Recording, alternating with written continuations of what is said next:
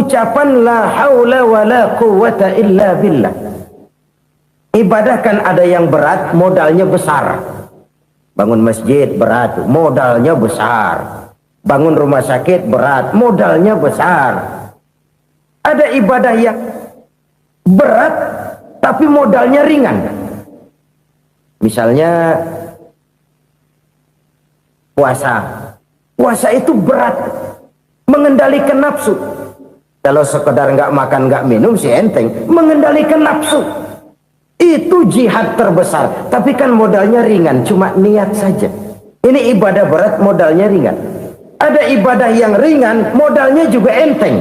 Seperti termasuk ucapan la haula wa la quwwata illa billah. Tanpa sadar, la haula wa la quwwata illa billah. Nyelengin tuh di surga. Nyelengin, kita nggak terasa. Nyelengin simpenan akhirat. La haula wa la quwwata illa billah. Nyimpan lagi. Kaget, la haula wa la quwwata illa billah. Nyimpan lagi. Banyak simpenan. Walaupun sebenarnya yang dimaksud di sini adalah kesadaran batin bahwa tidak ada daya dan kekuatan kecuali Allah. Itu intinya. Kita memulai pekerjaan disunahkan baca bismillah, kan begitu? Apa itu? Kesadaran moral bahwa ini saya bisa kerjakan. Saya kerjakan ini dengan menyebut nama Allah. Kenapa? Kalau Allah tidak memberikan daya dan kekuatan, mana mampu saya kerjakan ini. Maka saya kerjakan ini dengan menyebut nama Allah. Bismillah. Kesadaran moral. Manusia hanya wajib berusaha, tapi nggak pernah wajib berhasil.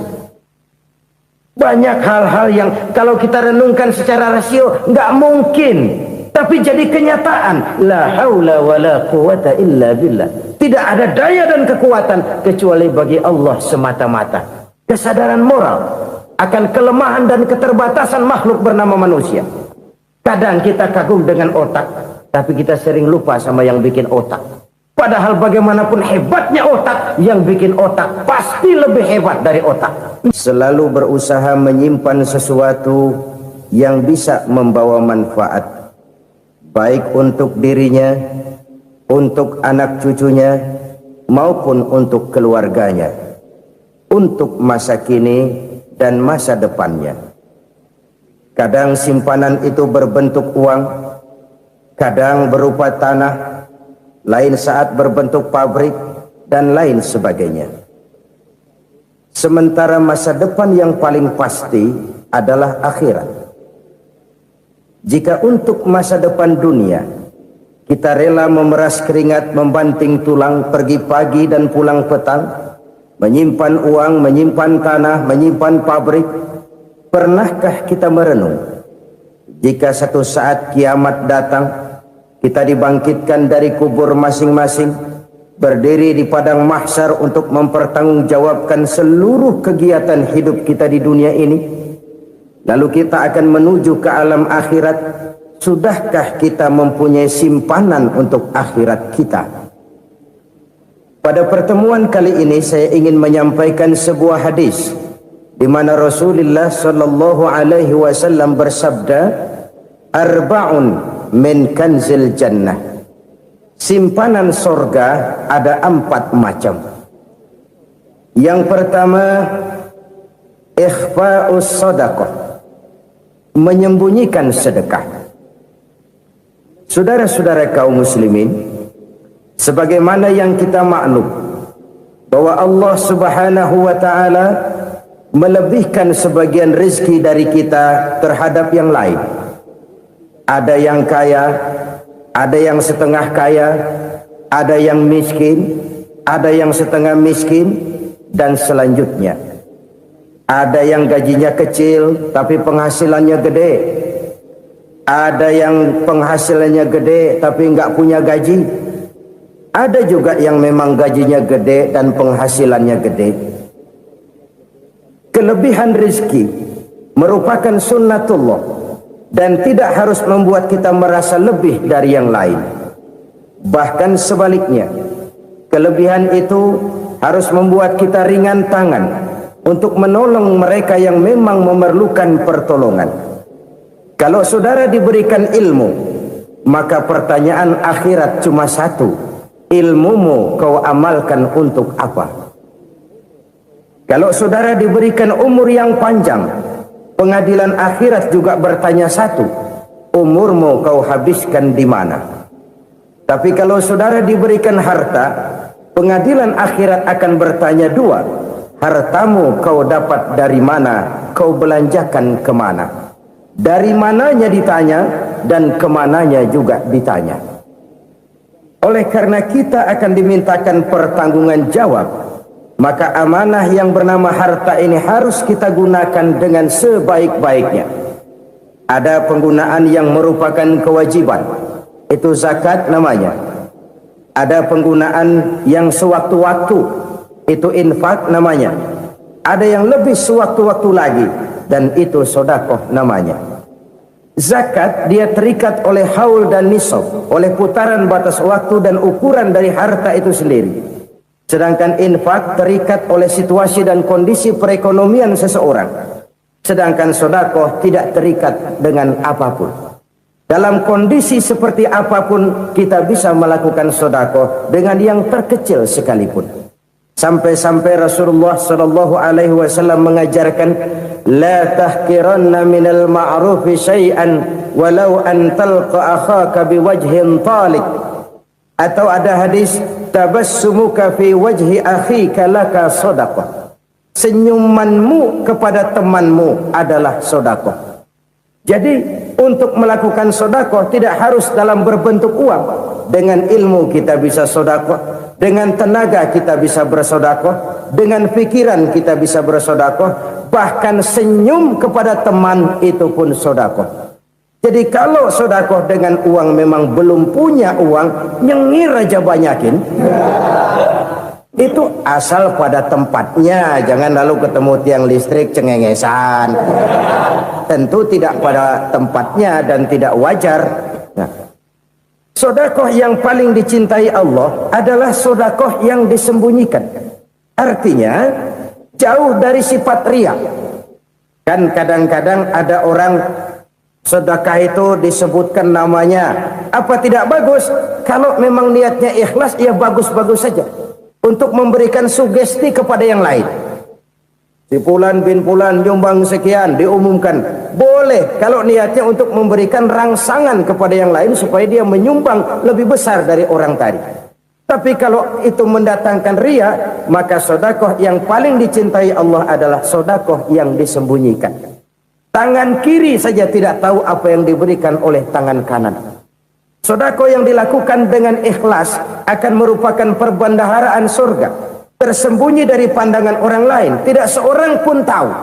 Karena memang sikap yang baik adalah melupakan kebaikan dan mengingat kesalahan. Itu salah satu ciri orang bahagia. Orang yang selalu mengingat kesalahannya dan berusaha melupakan segala kebaikannya. Kalau dia akan berada kebaikan, dia tidak bisa ikut, dia merasa rugi karena dia merasa belum pernah berbuat baik. Tapi kalau akan melakukan kesalahan baru, dia ingat kesalahan yang sudah-sudah, sehingga terhalang baginya untuk melakukan satu kesalahan baru. Demikianlah saudara-saudara, bahwa Allah melebihkan rizki sebagian kita dari yang lain, agar terjadi tolong-menolong dalam kehidupan ini. Jadi kesenjangan yang nature, kesenjangan yang alami, itu sunnatullah. Ada yang kaya, ada yang miskin, ada yang kelas menengah. Nah, kenapa lalu sekarang kita berusaha mengentaskan kemiskinan? Oleh karena adanya kesenjangan struktural. Kalau yang kaya bisa semakin kaya, kenapa yang miskin tidak bisa naik jadi ikut sedikit kaya? Sebab pada dasarnya Islam adalah agama yang sejak turunnya sudah berupaya memerangi kemiskinan. Bahkan dikatakan kemiskinan itu mendekatkan kepada kekufuran. Orang kalau miskin udah dekat banget sama kafir. Gampang menjadi kafir. Berapa banyak saudara-saudara kita yang oleh karena soal perut, oleh karena soal materi, terpaksa meninggalkan dan menanggalkan akidahnya. Menjual petunjuk yang diberikan Allah dengan kesenangan dunia yang cuma sebentar ini. Na'udzubillah, summa na'udzubillah. Jadi makin kita sembunyikan satu sedekah, semakin banyak perbendaharaan kita di surga. Sedekah yang paling dicintai Allah adalah sedekah yang disembunyikan. Malahan ada seorang sufi, dia punya kebiasaan kalau pergi sholat Jumat dia bawa uang, itu uang dia taruh di bawah tikar masjid. Dia niat sedekah kepada siapa saja yang nemuin itu duit. Maksudnya apa? Supaya yang nemuin nggak tahu siapa yang punya duit. Demikian dia saking ingin menyembunyikan sedekahnya. Karena sifat ria itu bisa memakan amal kita sendiri. Ria itu termasuk menyebut-nyebut kebaikan kita. Orang yang suka nepuk dada, sedikit-sedikit ngitungnya kalau nggak gua. Tuh kalau nggak gua tuh. Tuh yang belas itu kalau nggak gua. Iya kalau nggak lu kenapa emang? Orang yang suka menepuk jasa, tuh biasanya memang begitu saudara-saudara. Kalau perang lagi berkecamuk, orang nggak sempat ngaku jadi pahlawan. Tapi begitu perang selesai, yang kagak kenal bedil ngaku pahlawan, mas. Itu sesuatu yang biasa. Oleh karenanya, orang-orang yang ikhlas dalam bersodako, disembunyikannya sodako itu, Allah cinta betul. Malahan ada hadis memberikan jaminan, inna sodaqatal mar'il muslimi tazidu fil umri wa tadfa'u mitata su'i. Sesungguhnya sedekahnya seorang mukmin tazidu fil umri, bisa menambah umur panjang, wa tadfa'u mitata su'i, dan menyelamatkan manusia dari mati secara su'ul khatimah. Jadi siapa yang kepengen panjang umur, banyaklah sedekah. Yang bosan hidup, pelit terus.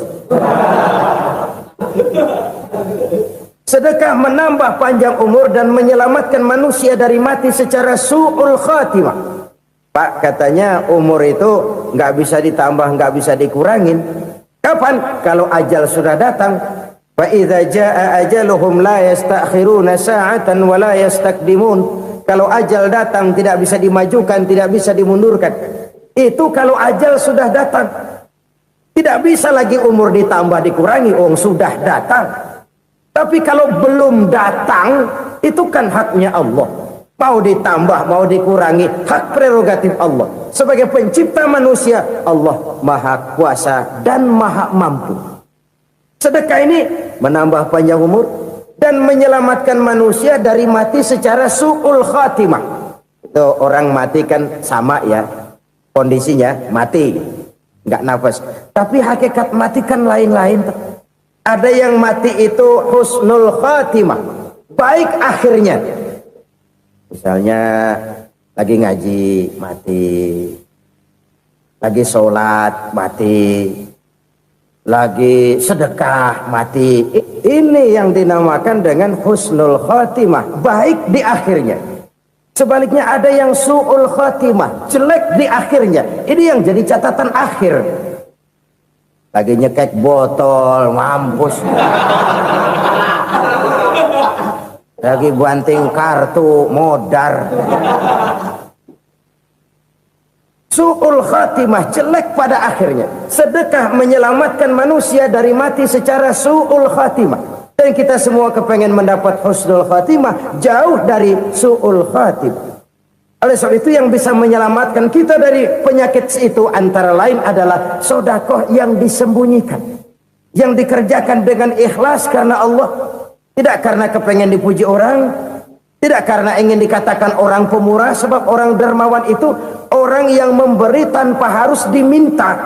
Kalau masih harus diminta, ya belum dermawan namanya, masih harus diminta. Kalau nggak diminta ya tulus, lolos, polos. Saudara-saudara kaum muslimin rahimakumullah, harta adalah amanat dan akan kita pertanggungjawabkan. Allah melebihkan rizki sebagian kita dari yang lain agar kita saling tolong menolong, bantu membantu. Nabi janjikan siapa yang meringankan beban saudaranya muslim di dunia, Allah akan meringankan bebannya di akhirat nanti. Sebuah jaminan dari baginda Nabi. Si orang yang kita bantu barangkali tidak bisa membalas, Allah yang akan membalas lewat jalan lain yang tidak pernah kita sangka-sangka. Ada orang tanya, Pak, ini ada orang nyumbang masjid sambil marah-marah, bagaimana? Saya bilang sumbangannya aja ambil, marahnya jangan. Marahnya jangan diambil, itu urusan dia. Saudara-saudara kaum muslimin rahimakumullah. Umat Islam ini kan umat yang punya potensi besar. Kadang kita merenung, kenapa kadang-kadang pembangunan masjid kok lambat sekali? Kalau hotel hari ini peletakan pertama, bulan depan peresmian. Supermarket hari ini peletakan batu pertama, minggu depan peresmian. Tapi kalau sudah yang namanya masjid, kadang-kadang peletakan batu pertama sekaligus jadi batu terakhir. 3 tahun, 4 tahun, campur nebar jalak di jalanan, duit dijaring kayak ikan sepat. Apa tidak ada orang Islam yang kaya? Banyak. Apa tidak ada pengusaha muslim yang jadi konglomerat? Ada. Lalu yang belum banyak itu yang komit terhadap nilai-nilai agamanya. Akhirnya kita jatuh jadi umat yang lemah. Belum ada pengusaha konglomerat muslim buka pabrik super mie cap beduk misalnya umpamanya atau pabrik kecap cap sorban supaya identitas keislamannya sedikit kelihatan. Kita jatuh jadi umat yang lemah karena potensi tidak terinventarisir dengan baik. Kita ini ibarat kompor yang cuma matengin nasi orang lain. Potensi kita dimanfaatkan oleh orang lain. Ukhuwah Islamiyah kita baru terbatas kepada silaturahmi. Ukhuwah di bidang ekonomi kita lemah, ukhuwah di bidang kebudayaan kita lemah, apalagi ukhuwah di bidang politik kita lebih rapuh lagi. Padahal ukhuwah itu adalah totalitas kehidupan manusia, menyangkut ipolek sosbud, memerlukan nilai-nilai ukhuwah. Jadi oleh karena itu mari kita menyadari di dalam harta kita, walaupun kita yang cari pergi pagi pulang sore peras keringat banting tulang, di sana ada harta anak yatim, di sana ada hak masjid, di sana ada hak pesantren, di sana ada hak jihad. Berbahagialah seseorang apabila dia oleh Allah dijadikan keran itu menyimpan air, tapi tidak untuk dirinya, tapi disalurkannya kepada mereka yang memang memerlukannya. Saudara-saudara kaum muslimin rahimakumullah, ini yang pertama. Jadi perbendaharaan surga adalah menyembunyikan sedekah. Orang lain nggak tahu, kita pun nggak pernah ngitung-ngitung. Kita anggap lewat begitu saja, padahal itu deposit akhirat. Satu. Yang kedua, perbendaharaan surga itu apa? Wa kitmanul musibah, menyembunyikan kesulitan. Kadang orang takut menghadapi kesulitan, tapi makin kita merenung, hidup ini kan sebenarnya urusan. Takut sama urusan ya jangan hidup. Tandanya orang hidup itu kalau punya urusan. Urusan merupakan problem sering menimbulkan kesulitan. Kesulitan bukan untuk ditakuti, tapi untuk diatasi dan dicarikan jalan keluarnya. Siapa sih orangnya yang nggak pernah sulit? Makin tinggi status sosialnya, makin gede urusannya.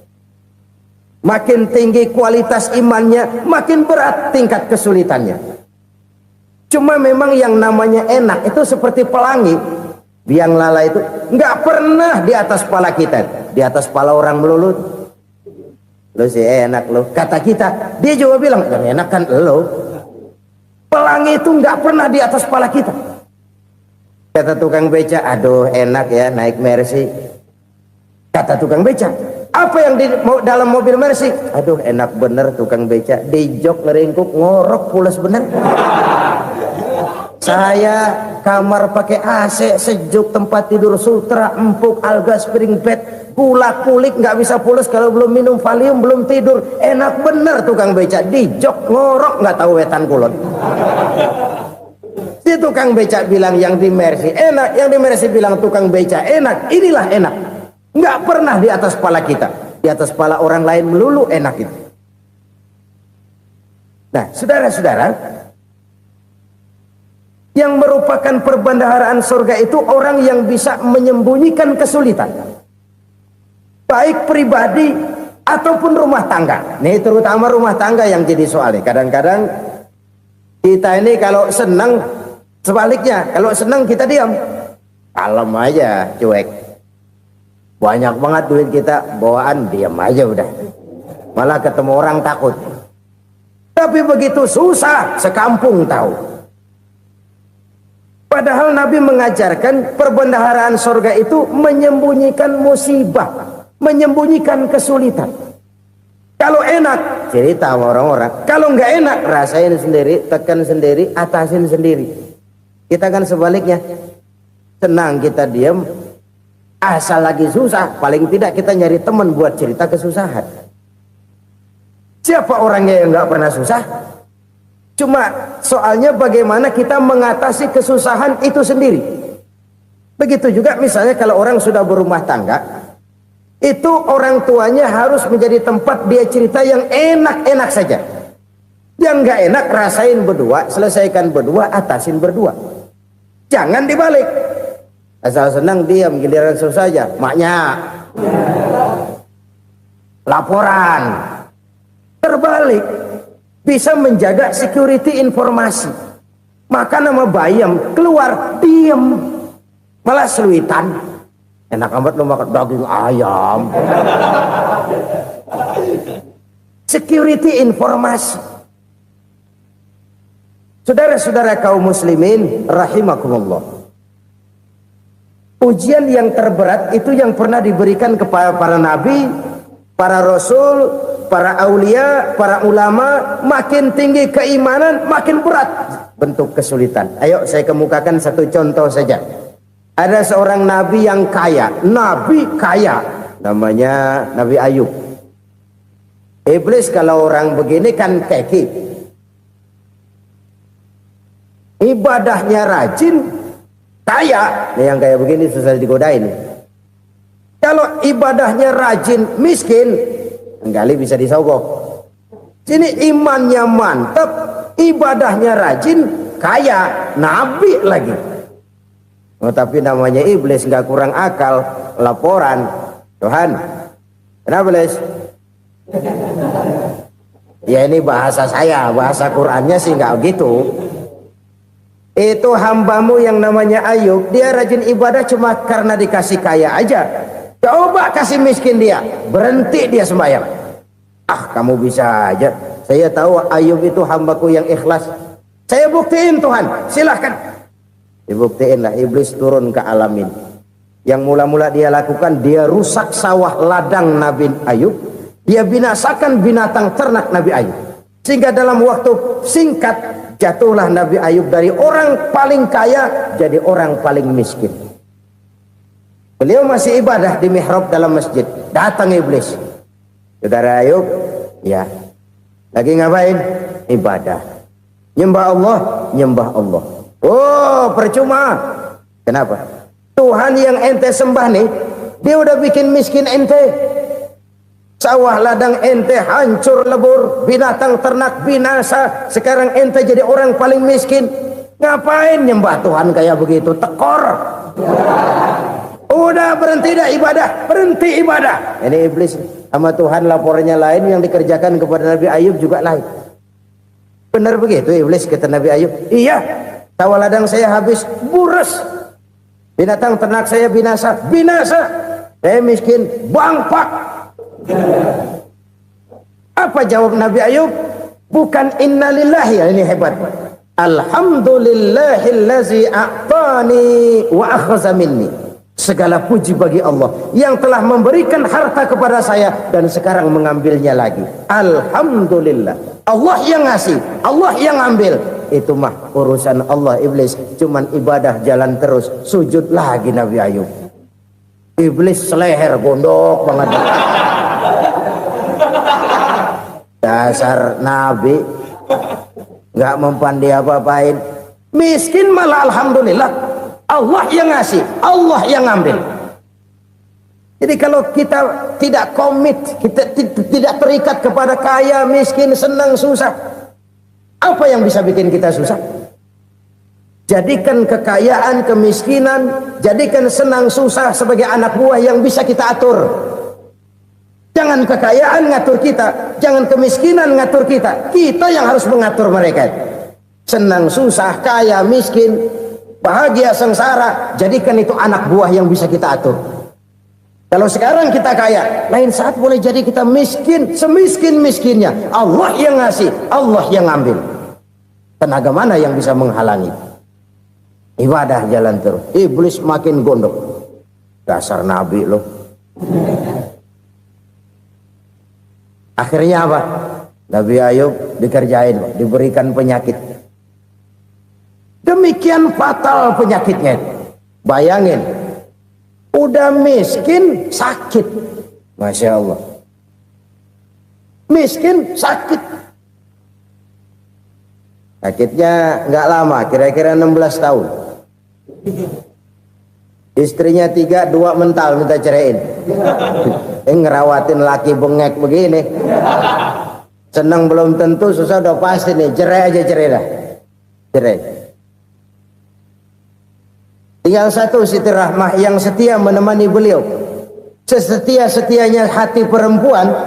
Satu saat Siti Rahmah bilang, "Bang, iya, abang kan nabi, Bang. Lalu namanya nabi kan doanya jarang meleset, Bang. Maksud kamu minta kenapa sih sama Tuhan biar abang sembuh baik dah, Bang?" Siti Rahmah, "Iya. Saya sakit berapa tahun sih dah? 16 tahun, Bang. Sebelum ini saya sehat berapa tahun? Ya kira-kira 60 tahun, Bang. Nah, coba ente banding-bandingin, Rahmah. Saya dikasih sehat 60 tahun, dikasih sakit 16 tahun. Sudah nggak sabar mau doa kepada Allah minta sembuh. Saya malu kepada Allah.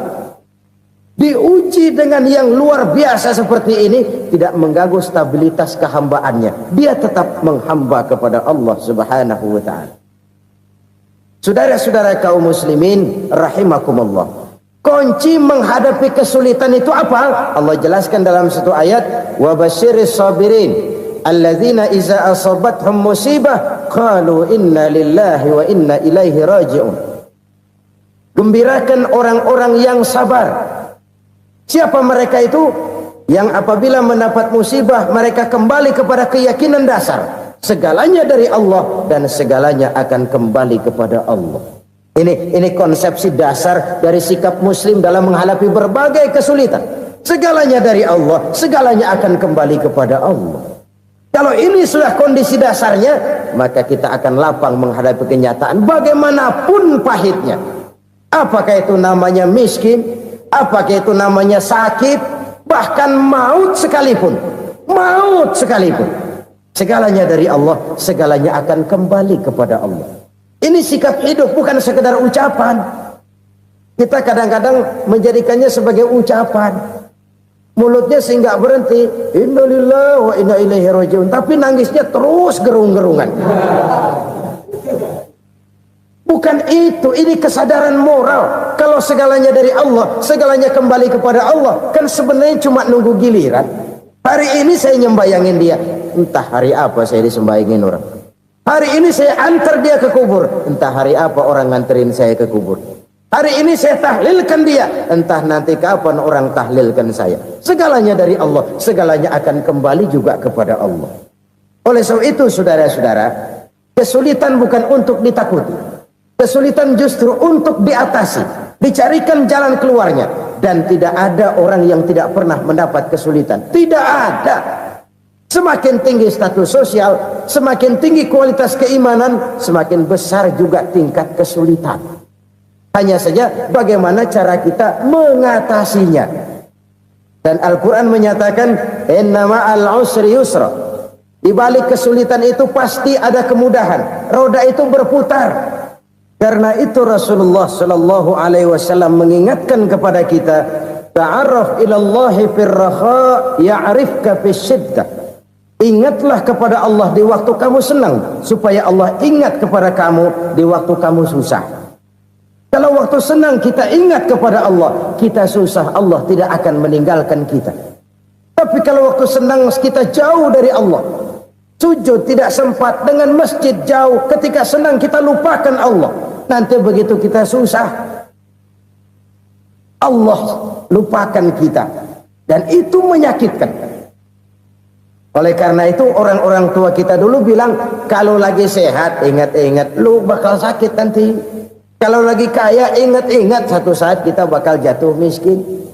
Bahkan kalau lagi muda ingat-ingat kita bakal tua. Dan yang terpenting kalau lagi hidup ingat-ingat kita bakal mati. Saudara-saudara kaum muslimin rahimakumullah. Jadi yang kedua yang merupakan perbendaharaan surga, menyembunyikan musibah. Saudara-saudara kaum muslimin rahimakumullah. Hal ketiga yang merupakan perbendaharaan surga adalah wasilatur rahmi. Orang yang suka bersilaturahmi. Sebagaimana yang kita maklum bahwa manusia adalah makhluk yang disebut zon politika. Makhluk sosial yang tidak mungkin hidup sendiri-sendiri. Betapa dan siapapun kita memerlukan orang lain. Bodoh betul manusia kalau tinggal di tengah masyarakat tapi tidak mau bermasyarakat. Merasa hebat sendiri, pinter sendiri, gagah sendiri, kaya sendiri. Mungkin kalau mati juga ngubur sendiri. Jangankan kita di sini, di sorga saja Nabi Adam waktu sendirian bengong melulu, mondar mandir. Allah tegur dam sepi dam. Ya ini kalau bahasa saya. Iya Tuhan sepi ini nggak ada coret-corekan pisan ini.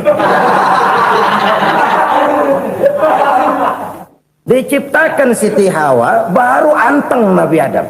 Itu di surga. Cobalah. Umpamanya saudara tinggal di Jakarta nih. Kayak bener. Apaan aja di Jakarta punya saudara dah. Jembatan Semanggi ambil. Monas buntel bawa pulang. Hotel-hotel ambil semua. Cuman tinggal di Jakarta sendirian, apa enaknya? Betapa dan siapapun kita perlu orang lain. Tidak ada seorang pun yang bisa memenuhi kebutuhan hidupnya secara sendiri-sendiri. Nah, Islam telah menyelamatkan manusia dari ras diskriminasi, mengikat manusia dengan persaudaraan yang berlandaskan kepada akidah. Karena itu dianjurkan bersilaturahmi. Bahkan Nabi menyatakan, man arada ayyubsata lahu fi rizqihi wa yunsa'a fi atharihi falyasil rahimah. Siapa yang kepengen diluaskan rezekinya dan dipanjangkan usianya, banyaklah ia bersilaturahmi. Siapa yang kepengen dimudahkan rezekinya, hendaknya ia banyak bersilaturahmi. Kalau banyak teman, kesulitan kan paling tidak ada tempat cerita. Udah susah, sendirian kita pikirin diri, nggak ada tempat tukar pikiran. Cepet banget sama bengek. Dilawan sendiri. Nah, secara makro kita bisa berkata, tidak mungkin ada kemenangan kalau tidak ada kekuatan. Tidak ada kekuatan kalau tidak ada kesatuan dan persatuan. Tidak mungkin ada kesatuan dan persatuan tanpa semangat silaturahmi. Kalau umat Islam mau menang, dia harus kuat. Kalau umat Islam mau kuat, dia harus bersatu. Kalau umat Islam mau bersatu, dia harus membudayakan silaturahmi ini. Bahkan sampai-sampai kata Nabi, kalau bisa cari nilai tambah. Apa? Silman qata'ak. Bersilaturahmilah kau kepada orang yang marah denganmu. Masya Allah, indahnya ajaran agama kita. Orang yang marah pun kepada kita, kata Nabi, kalau bisa bersilaturahmilah kepadanya, kepada orang yang marah itu. Di situ nilai tambah. Cuman jujur nih hadis, ngucapinnya gampang, ngamalinnya yang berat banget. Orang marah sama kita disuruh silaturahmi, ada apa malu? Lu marah, ada gua marahan lagi. Tunggu pikirin. Saudara-saudara kaum muslimin rahimakumullah. Tapi ini yang diajarkan, bahkan ini yang dicontohkan oleh baginda Rasul. Bagaimana begitu mudah? Misalnya satu saat Abu Jahal ini ngatur strategi bagaimana bikin Muhammad celaka. Dia gali lubang di depan tempat tidurnya. Dia tutupin daun korma. Terus dia panggil seseorang, ke sini. Kasih tahu Muhammad, pamannya sakit keras, minta ditengokin. Berangkat orang ini ke sana. Muhammad, labbaik. Pamanmu sakit keras, dia minta ditengokin. Baik, saya akan datang menjenguk beliau. Berangkatlah Nabi ke rumah Abu Jahal tanpa prasangka apapun. Abu Jahal udah pasang setil, selimut 3 rangkap setengah dipakai, persis kayak orang meriang. Tapi sembari ngintip dari balik selimut, begitu Muhammad buka pintu, nah masuk perangkap nih. Muhammad jalan menuju tempat pembaringan. Makin lama makin dekat, makin lama makin dekat, makin dekat ke lubang yang dipasang oleh Abu Jahal itu. Dalam hati Abu Jahal, terus dah jatuh, mampus dah lo ini. Mampus lo hari ini nih. Apa yang terjadi? Malaikat Jibril datang. Muhammad, pamanmu cuma pura-pura sakit. Di depan tempat tidurnya ada lubang perangkap supaya kamu jatuh ke situ. Sudah, kamu pulang. Balik kanan Nabi. Sudah hampir jatuh ke lubang, balik kanan, pulang. Bayangin kecewanya Abu Jahal. Muhammad dikit lagi, Muhammad dikit lagi. Enggak paman, saya pulang aja. Emosi bangun dari tempat tidur, enggak sadar kalau lagi pura-pura sakit. Lompat ngejar Nabi, dia lupa dengan lubang yang dia gali. Usrak, nyemplung sendiri ke dalam lubang.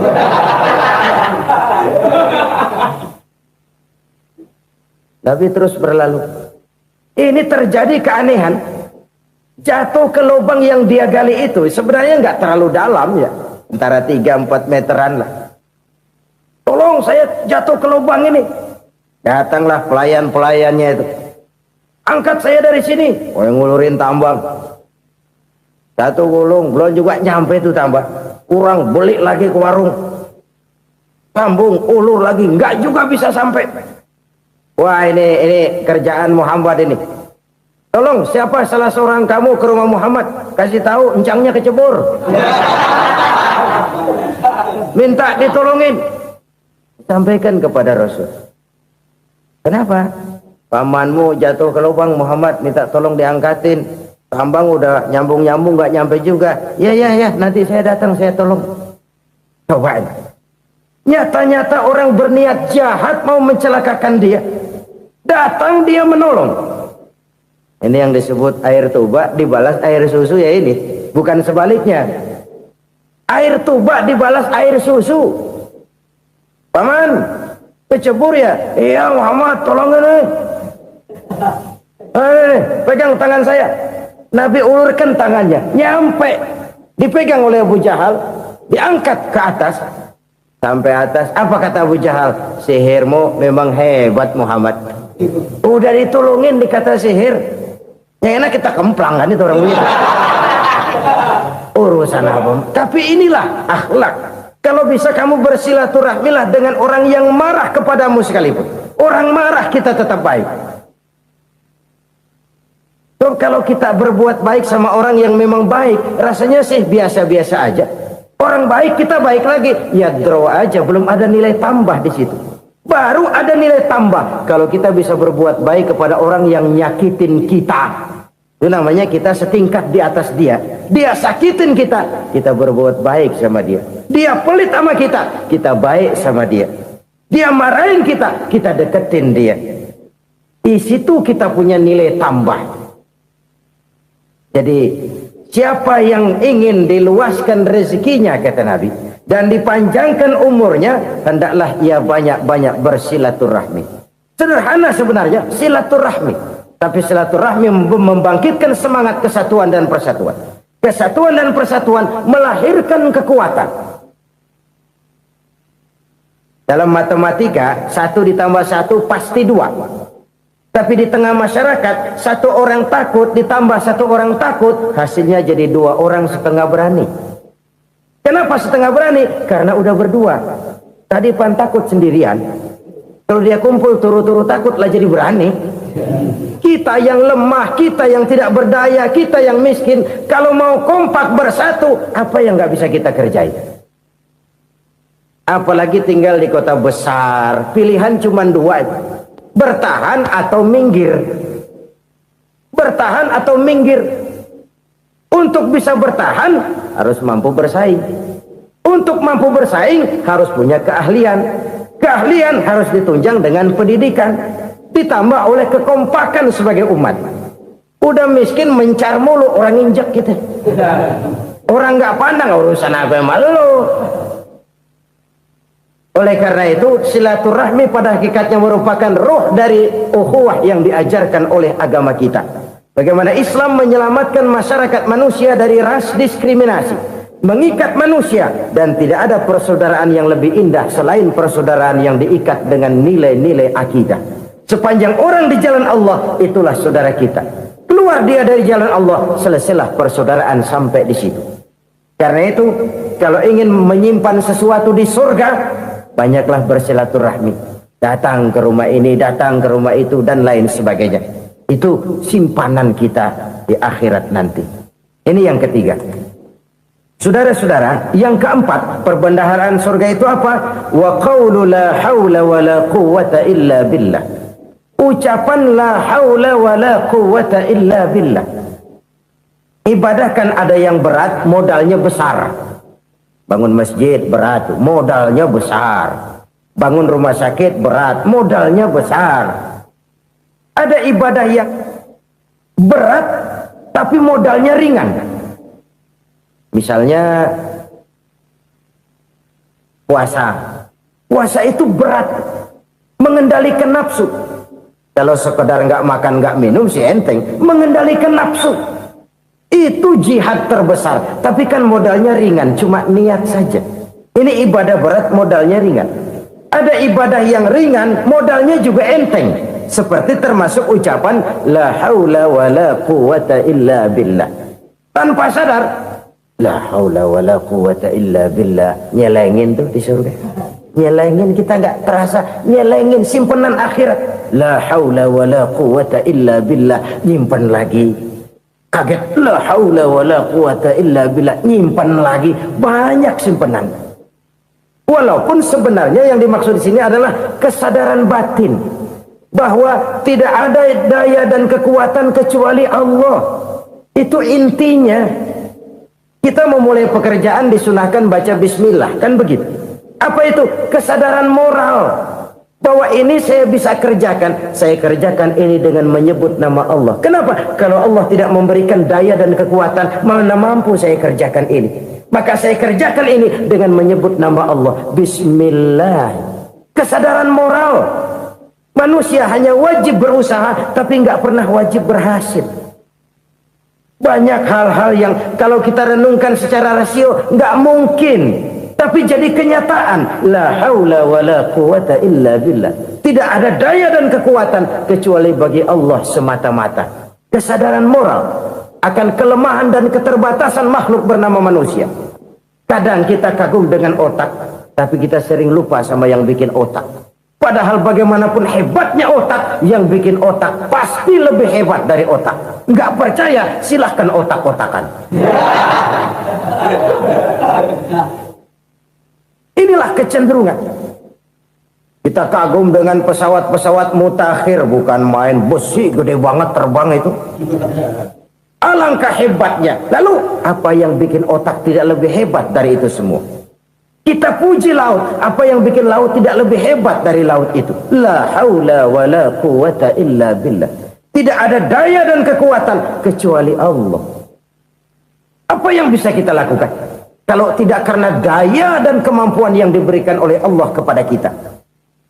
Lahirlah sikap tawadu, rendah hati, tidak melonjak menjadi angkuh dan sombong, sadar akan kelemahan dan keterbatasan diri. Sebagai makhluk yang diciptakan oleh Allah Subhanahu wa ta'ala. Jadi satu sisi ini ucapan yang berpahala, la haula, jadi wiridan.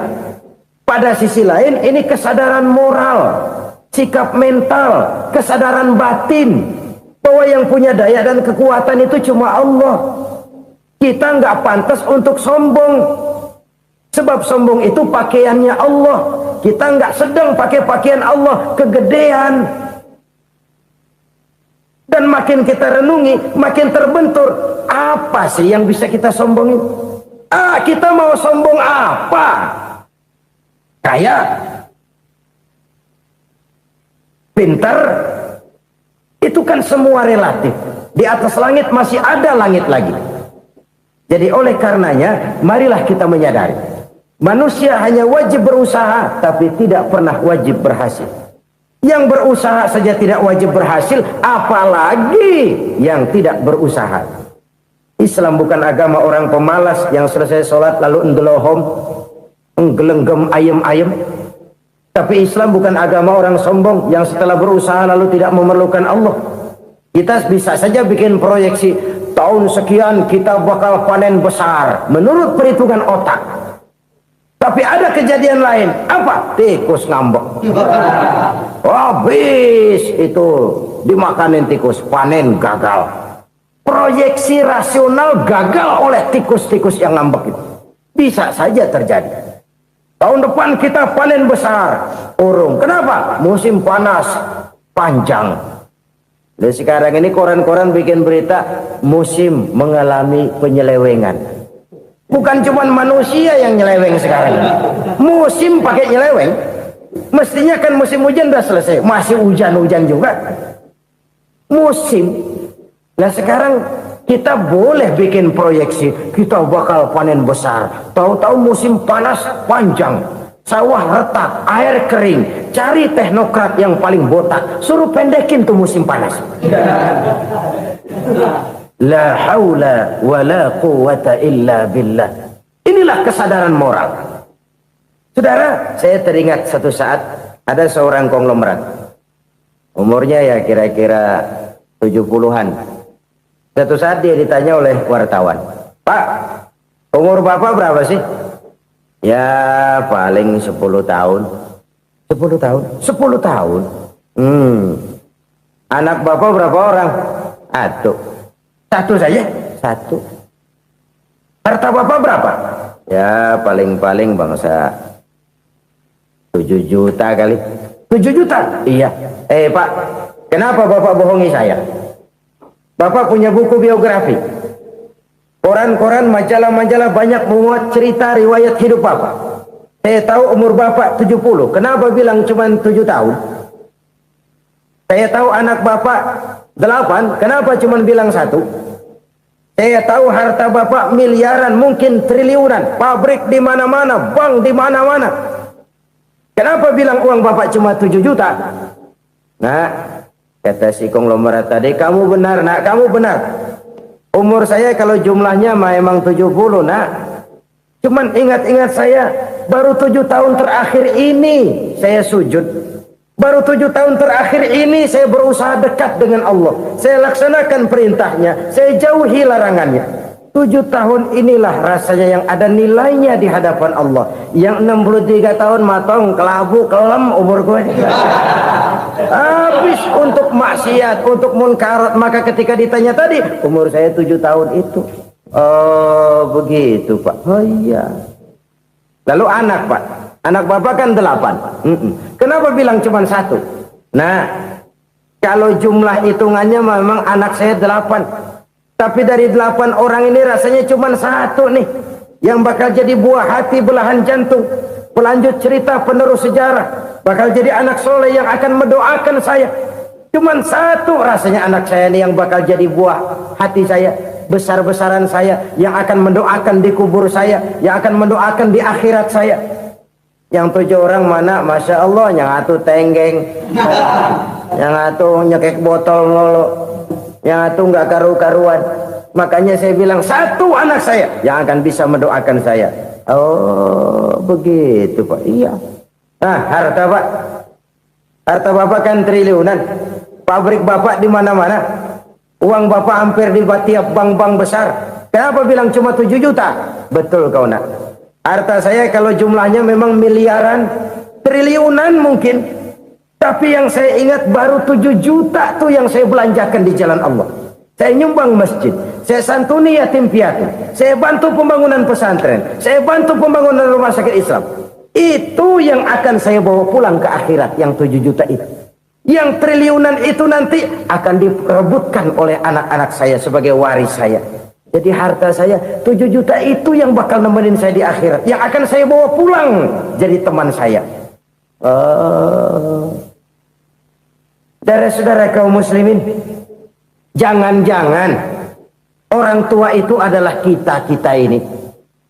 Jangan-jangan kita-kita ini adalah orang tua itu. Jangan-jangan itu potret dari diri kita masing-masing. Dari sekian umur yang diberikan Allah, berapa tahun yang ada nilainya di hadapan Allah? Dari sekian anak-anak yang merupakan amanah, berapa yang akan mendoakan kita sebagai orang tuanya menjadi anak soleh? Dari sekian banyak harta yang diberikan Allah, berapa yang akan kita bawa pulang menghadapnya nanti, yang kita belanjakan di jalan Allah? Ini sebuah potret kehidupan. Karena itu kita kembali kepada la haula wa la quwwata illa billah. Kita wajib berusaha, kita wajib berikhtiar. Selebihnya segala daya dan kekuatan hanya milik Allah saja semata-mata. Satu kesadaran batin dari setiap pribadi muslim. Setelah ia berusaha dan berikhtiar, ia menyerahkannya kepada Allah Subhanahu wa ta'ala.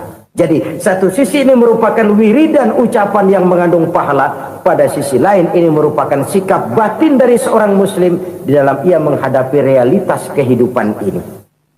Saudara-saudara kaum muslimin rahimakumullah. Kalau ini kita jadikan satu basis kehidupan, maka ini akan menyelamatkan manusia dari kemungkinan tergelincir menjadi orang yang lupa diri dan lupa darat. Sebab itu Imamul Ghazali berpesan, jadidis safinah fa innal bahra amiq wa khuziz zad fa inna safara ba'id wa khaffifil hamla fa innal hamla sadid. Perbarui selalu kapalmu karena lautan sangat dalam. Bawa bekal yang banyak karena perjalanan ini sangat jauh. Ringankan beban karena kebanyakan beban akan menyakitkan. Alangkah indah kalimat ini, alangkah dalam makna yang terkandung di sana. Perbarui selalu kapalmu karena lautan sangat dalam. Apa artinya ini? Jaga mentalmu baik-baik. Pelihara imanmu baik-baik karena hidup penuh cobaan seperti lautan. Kita kalau berlayar di lautan kan kadang-kadang tenang, angin bertiup sepoi-sepoi basah. Jika malam datang, bintang gemintang bertabur menghias cakrawala. Rembulan memantulkan sinarnya dengan indah. Dalam keadaan begitu berlayar enak. Tapi lain saat ombak menggunung, halilintar menyambar, angin topan bertiup. Berapa banyak sudah saudara-saudara kita yang tenggelam di lautan dunia tanpa sadar bahwa dia belum sampai kepada pantai yang akan dituju. Berapa banyak sudah saudara-saudara kita yang tenggelam di lautan dunia ini tanpa sempat bangkit lagi. Dia menyangka sudah sampai kepada tujuannya. Hati-hati kapal jangan sampai bocor karena lautan sangat dalam. Iman ini jaga baik-baik karena hidup penuh dengan ujian. Wa khuzizat fa inna safara ba'id. Bawa bekal yang banyak karena perjalanan sangat jauh. Saudara mau ke Bandung, bawa duit. Saudara mau ke Surabaya, banyakan lagi duitnya. Saudara mau ke Mekah, gepokan, iketan tuh duit nggak lembaran lagi. Makin jauh perjalanan, makin banyak bekal yang harus kita bawa. Kalau saudara dari Jakarta mau ke Surabaya, kagak bawa duit berangkat juga, itu sih bukan berani namanya, nekat. Sampai Surabaya belum tentu, sengsara di jalan udah pasti. Kenapa? Nggak bawa bekal berangkat. Sama juga kita nih, misalnya belum sempat sembahyang, mati. Waduh, berani banget orang. Belum punya bekal, mati. Sengsara di jalan. Atau bekal tidak cukup. Dari Jakarta saudara mau ke Surabaya, bawa duit 500 perak. Paling jauh Cikampek nyampenya itu. Paling jauh itu. Antara jauhnya perjalanan dengan bekal yang saudara bawa tidak seimbang. Hidup ini perjalanan panjang. A walking tour. Dimulai dari alam arwah. Sebelum jasad diciptakan, roh diciptakan lebih dulu. Dari situ pindah ke alam rahim. Dari alam rahim pindah ke alam dunia. Dari alam dunia pindah ke alam barzah. Baru menuju akhirat. Satu perjalanan panjang.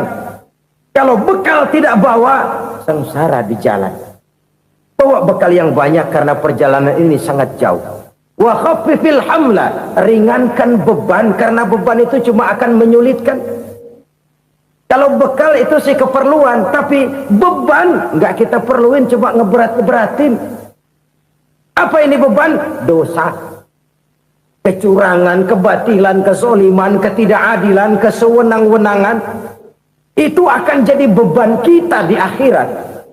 Alangkah celakanya, perjalanan panjang, bekal tidak bawa, beban kelewat banyak, alamat sengsara di jalan.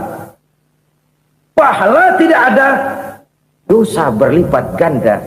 Na'udzubillah, summa na'udzubillah.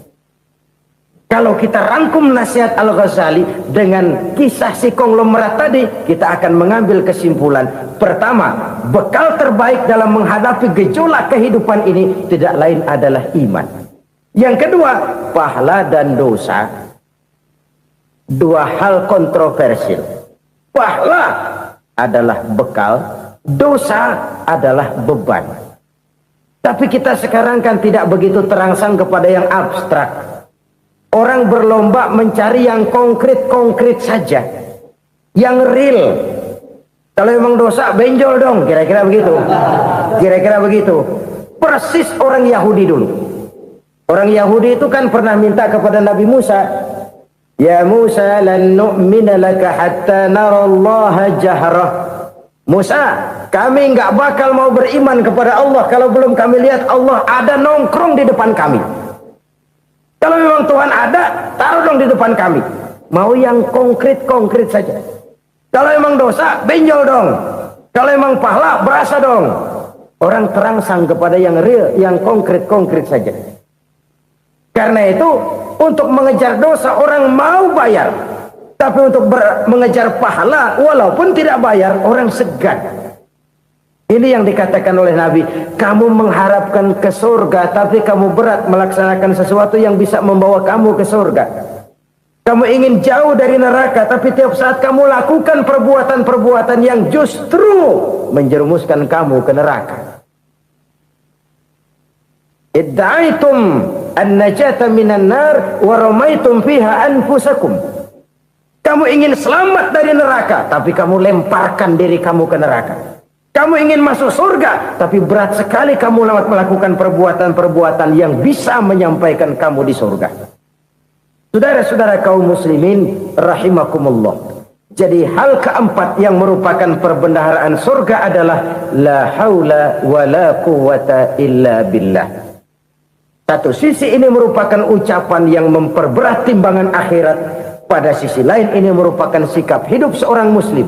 Kesadaran batin yang sangat dalam bahwa tidak ada daya dan kekuatan kecuali Allah. Dan itu kita simbolkan pada saat memulai pekerjaan dengan Bismillah, dengan menyebut nama Allah. Satu kesadaran moral, saya hanya bisa melakukan ini karena diberikan daya dan kekuatan oleh Allah.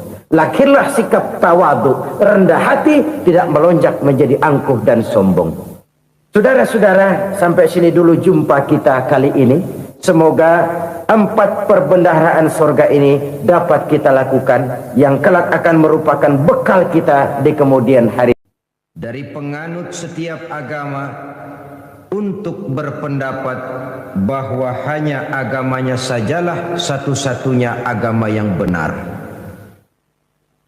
Keyakinan seperti ini wajar. Keyakinan seperti ini normal, biasa, dan memang seharusnya. Tetapi keyakinan seperti ini pun bukan merupakan satu keyakinan yang harus ditudingkan keluar, tetapi lebih banyak ditujukan ke dalam, dengan tujuan pertama untuk meningkatkan keimanan umat. Kalau seseorang sudah memiliki keyakinan bahwa hanya agamanya sajalah satu-satunya agama yang benar, saya yakin orang seperti itu akan konsekuen dalam kehidupan beragama. Tapi kalau dia berkeyakinan bahwa semua agama adalah benar, akhirnya ia akan berpendapat juga bahwa semua agama adalah sama. Kalau semua agama dipandangnya sebagai sama, maka tidak jadi soal benar baginya agama mana saja yang dianutnya. Kalau perlu agama diperlakukan seperti baju, bosan ganti, jenuh tukar, dan begitu selanjutnya. Maka akan lahirlah sikap ngambang dalam kehidupan beragama. Yang kedua, keyakinan seperti ini lebih bersifat untuk menjaga orang dalam jangan sampai keluar, bukan untuk memaksakan orang luar untuk ke dalam. Agama adalah soal keyakinan, dan keyakinan tidak bisa dipaksakan. Keyakinan mungkin bisa ditekan, tapi satu hal yang jelas, keyakinan tidak mungkin bisa dipaksakan. Oleh karena itu, etika dakwah dalam Islam adalah bagaimana mengislamkan orang Islam, bukan mengislamkan orang di luar Islam. Sebab sejauh ini kewajiban para mubalik hanyalah untuk menyampaikan Islam dan bukan mengislamkan orang. Kalau kita telusuri sejarah, kita akan melihat kenyataan ini. Apakah Nabi Nuh misalnya tidak ingin agar putranya Kan'an jadi orang beriman saja? Ingin sekali Nabi Nuh itu. Atau apakah Nabi Ibrahim juga tidak ingin agar orang tuanya yang bernama Azar jadi orang beriman saja? Luar biasa keinginan Nabi Ibrahim. Atau pada contoh yang lebih dekat lagi, apakah Nabi Muhammad sallallahu alaihi wasallam tidak mempunyai keinginan agar Abu Jahal dan Abu Lahab berdiri pada barisan orang yang beriman saja? Ingin sekali baginda Nabi. Kalau sejarah kemudian menceritakan kepada kita, Kan'an putra Nabi Nuh berdiri dalam barisan orang-orang kafir, Azar bapak Nabi Ibrahim malah menjadi produsen berhala, sedangkan Abu Jahal dan Abu Lahab habis-habisan menentang, menghalangi, memfitnah, bahkan berusaha menghancurkan perjuangan Nabi. Itu seluruhnya merupakan indikasi kita hanya wajib untuk menyampaikan Islam. Sedangkan seseorang akan Islam atau tidak, itu sepenuhnya berpulang kepada hidayah dari Allah Subhanahu wa ta'ala. Kalau keyakinan ini kita tudingkan keluar, lalu berupaya menarik orang luar agama Islam ke dalam Islam, akan timbullah benturan-benturan. Inilah yang sering menjadi kenyataan di mana seseorang menyebarkan agama kepada orang yang sudah beragama. Timbullah hal-hal yang tidak kita inginkan. Timbullah singgungan-singgungan dan benturan-benturan yang tidak diharapkan, yang pada kesempatan ini akan kita bicarakan. Yang ketiga, keyakinan seperti ini untuk menumbuhkan fanatisme beragama. Kita semua maklum, orang kalau cinta kepada suku bagus, tapi fanatik kepada suku salah. Orang cinta kepada guru bagus, tapi fanatik kepada guru tidak benar. Soal guru dan suku kita harus objektif.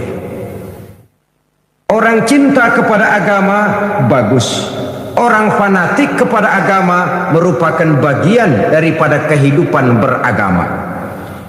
Fanatik dalam arti berpegang teguh, sebab hanya dengan watak seperti inilah setiap penganut suatu agama akan menjadi konsekuen dengan nilai dan ajaran agamanya masing-masing. Untuk mencegah terjadinya singgungan dan benturan-benturan dalam upaya menyebarkan agama, maka di negeri kita ini digalakkanlah 3 macam kerukunan yang dikenal sebagai tri kerukunan. Pertama, kerukunan antar umat seagama. Kedua, kerukunan antar umat beragama. Dan yang ketiga, kerukunan antar umat beragama dengan pemerintah.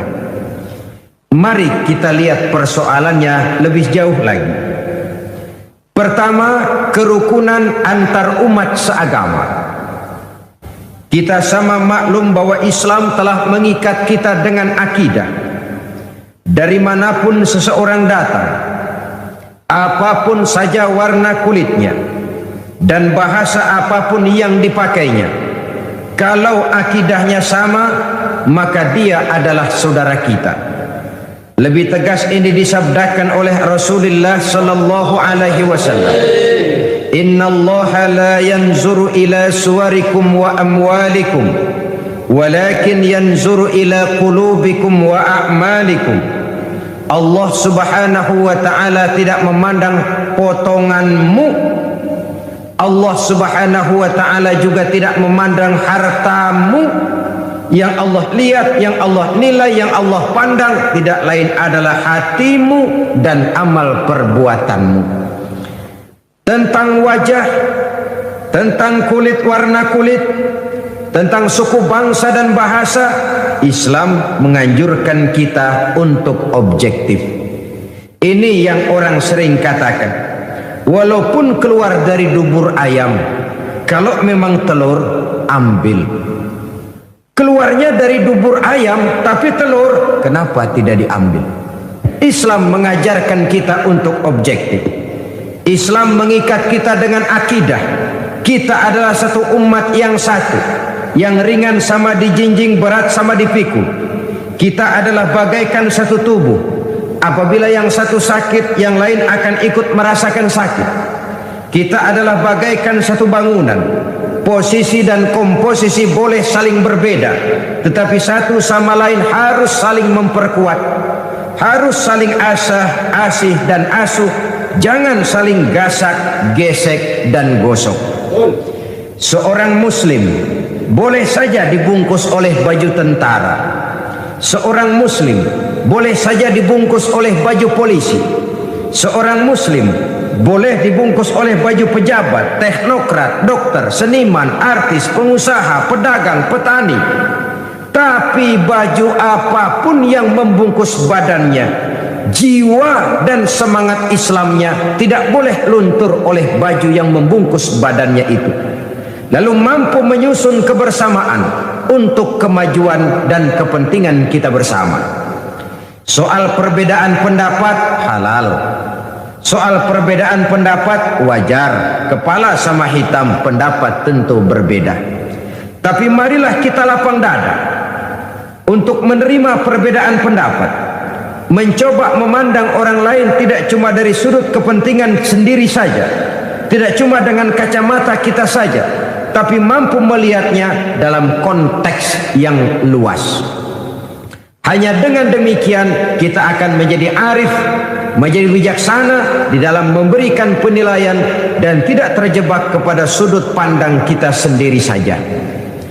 Saudara-saudara kaum muslimin rahimakumullah, sudah lewat masanya kita umat Islam berkotak-kotak karena hal-hal kecil yang tidak prinsip. Sudah lewat masanya kita bertengkar karena hal-hal kecil yang menyangkut soal-soal teknis. Sudah datang waktunya kita menyusun soft yang lebih lurus. Oleh karena tantangan-tantangan yang akan kita hadapi jauh lebih berat dari yang sudah kita lalui. Dan tentu orang yang tidak senang umat Islam bersatu masih banyak. Orang yang tidak senang umat Islam kompak masih gentayangan di mana-mana. Terang-terangan menghantam Islam jelas mereka tidak berani. Kenapa? Ada satu modal positif dari kita umat Islam, yaitu fanatisme agama. Artinya walaupun konsep agama tidak dilaksanakan, tapi kalau jihad dan berjuang untuk agama, dia mau berkorban nyawa. Ini merupakan modal yang positif. Maka orang ngerti betul, kalau Islam dihantam terang-terangan, yang paling goblok juga mesti marah. Mesti marah, mesti tersinggung, mesti terhina. Kalau agamanya dihantam terang-terangan, dia mesti bangkit. Maka untuk menghantam Islam, orang tentu masih menerapkan teorinya Slaughter-Gronye. Orang masih memakai taktik dan strateginya Dr. Van der Plas. Mau menghantam Islam, masuk ke dalam, bikin kacau Islam dari dalam. Tidak bisa assalamualaikum, latihan assalamualaikum. Tidak bisa pakai sorban, pakai sorban. Bicara di tengah umat Islam seolah-olah untuk kepentingan dan membela umat Islam. Di belakangnya tidak lain tujuannya untuk menghancurkan Islam dari dalam.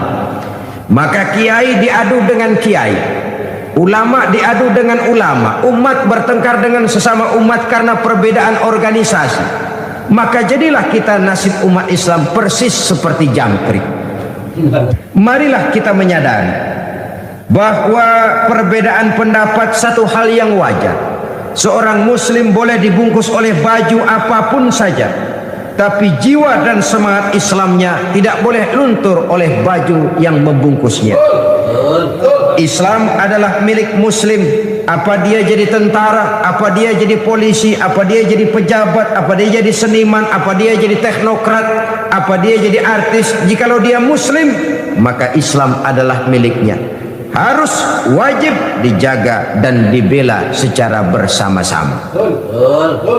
Saudara-saudara kaum muslimin rahimakumullah. Oleh karena itu, jangan cuma bisa mempelajari dan membaca kitabnya Imam Syafi'i, tapi belajar jugalah akhlak dan etikanya Imam Syafi'i. Jangan hanya sekedar membaca dan mempelajari kitabnya Imam Abu Hanifah, tetapi belajar dan simak jugalah akhlak daripada Imam Abu Hanifah. Satu contoh yang ringan saja. Imam Syafi'i berbeda pendapat dengan Imam Malik, tapi Imam Syafi'i tidak pernah menyalahkan Imam Malik. Ini yang saya maksud akhlak.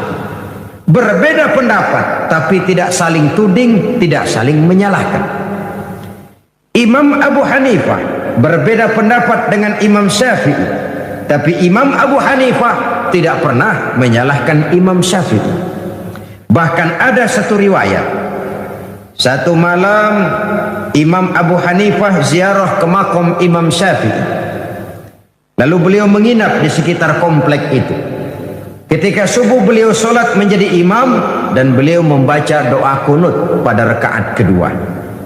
Selesai sholat, murid-murid beliau bertanya, "Ya Syekh, Tuan Imam, Tuan kan memfatwakan tidak pakai kunut." "Betul." "Kenapa sekarang Tuan sendiri pakai kunut?" Apa jawab Imam Syafi'i? Apa jawab Imam Abu Hanifah? Sederhana saja. Ihtiraman li Syafi'i. Saya menghormati pendapatnya, saya menghormati fatwanya daripada Imam Syafi'i ini. Berbeda pendapat tapi saling menghormati. Berbeda pendapat tapi tidak saling menyalahkan. Ini yang hilang sekarang. Kita baru beda pendapat sedikit aja kayaknya udah lakum dinukum. Maka perbedaan pendapat tidak lagi jadi rahmah, malah sering jadi bala. Dalam kehidupan sehari-hari kita sering lihat di desa-desa terpencil ini terangkat ke permukaan. Yang satu usoli, yang satu enggak, pisah RW. Yang satu Jumatan azan sekali, yang satu 2 kali bikin masjid di samping masjid. Satu kunut, satu tidak, main asah bendok. Kalau hal seperti ini berkelanjutan, kita akan tertarung di kaki teman sendiri, menggunting dalam lipatan, menjegal kawan seiring, dan kita sendiri yang akan menderita kerugian. Oleh karena itu, pada pertemuan kali ini, marilah kita bina kerukunan antar umat seagama. Baju boleh berbeda, bendera boleh beraneka warna, kaos dan jaket boleh juga tidak sama. Tapi jikalau merasa muslim, jangan perbedaannya yang kita perbesar, tapi persamaannya yang kita cari. Hanyalah jikalau kita rukun, kompak, guyub dan bersatu, saya yakin kita akan bisa berbuat lebih banyak, baik untuk kepentingan agama, bangsa dan negara yang sama-sama kita cintai ini. Tapi jikalau kita berpecah belah, centang perenang, satu ke barat, satu ke timur, lain ke utara, satu lagi ke selatan, tidak ada persamaan persepsi, maka kita akan tertarung di kaki teman sendiri. Kita juga yang akan jadi lemah akibatnya. Saudara-saudara kaum muslimin rahimakumullah. Oleh karena itu, kerukunan antar umat seagama merupakan hal yang wajib kita laksanakan, agar dengan itu kita menjadi satu umat yang kuat untuk sanggup menjawab segala tantangan-tantangan dan problema-problema yang timbul, untuk meningkatkan harkat dan martabat kehidupan umat beragama. Bahwa kita punya keyakinan Islam tinggi, tidak ada yang lebih tinggi lagi daripada Islam, itu benar. Yang salah kalau itu sekadar kita jadikan apologi, sekadar untuk teriak-teriak membanggakan diri tanpa kita mau melihat apa yang kenyataan di dalam kehidupan kita sebagai umat. Kita bangga berteriak al-Islam ya'lu wa la yu'la alaih. Islam itu tinggi dan tidak ada yang lebih tinggi lagi daripada Islam. Kalau soal Islamnya jelas, tapi kalau sudah bicara soal umatnya, kita ini kayak orang main layangan.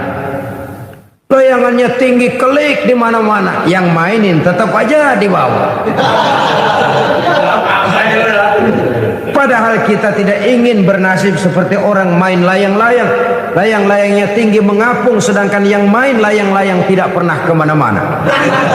Kita ingin seperti orang naik membuat pesawat, lalu ikut naik pesawat, terbang bersama pesawat itu.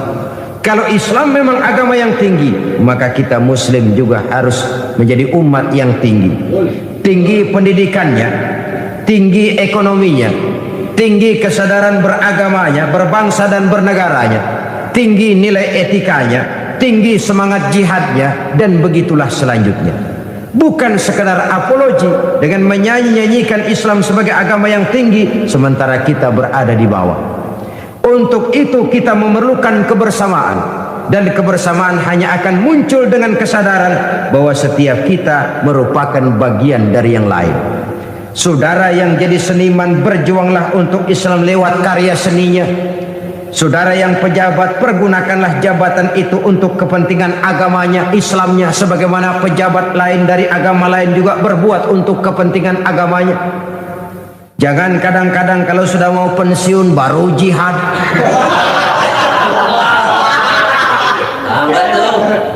Walaupun terlambat lebih baik daripada tidak sama sekali, tapi kan akan lebih baik lagi kalau tidak terlambat. Justru kalau mau berbuat untuk kepentingan agama, jangan nunggu sampai pensiun. Ini yang sering terjadi. Kalau sudah pensiun, tanda tangan udah kagak laku, memo udah nggak dihargain, pengaruh sudah nggak ada, baru mau jihad.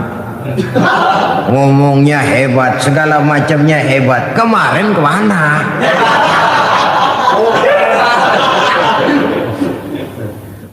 Ya memang terlambat itu lebih baik daripada tidak sama sekali. Tapi kan lebih baik lagi kalau tidak terlambat. Dan kenapa takut berbuat untuk Islam? Karena orang lain, pejabat lain pun dari agama lain berbuat untuk kepentingan agamanya. Sama-sama berbuat.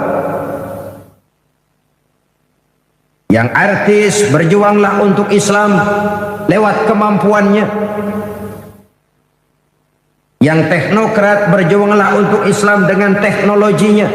Dan begitulah selanjutnya. Jikalau setiap kita berpikir bagaimana kita menghidupkan nilai-nilai Islam ini, saya yakin dengan kebersamaan, maka nilai-nilai Islam akan lebih berkibar dan berkobar di bumi pertiwi yang kita cintai ini. Saudara-saudara kaum muslimin rahimakumullah, mari kita bina dan kita tingkatkan kerukunan antar umat seagama. Perbedaan pendapat jangan menyebabkan kita saling bergontokan, tapi saling menghormati, saling menghargai. Ketegangan-ketegangan yang ada jangan kita tambahkan lagi. Bahkan persamaannya lah yang harus kita cari, dan bukan perbedaannya yang kita besar-besarkan. Mari kembali kepada kesadaran Islam telah mengikat kita dengan tali akidah. Wa'tasimu bihablillahi jami'an wa la tafarraqu. Berpegang teguhlah kamu kepada tali Allah, kepada Islam ini, kepada Al-Quran ini, dan jangan kamu berpecah belah, jangan kamu bercerai-berai.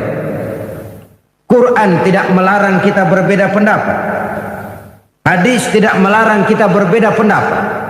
Baik Quran maupun hadis sama-sama melarang kita berpecah belah. Di dalam satu hadis Nabi memberikan peringatan tegas sekali.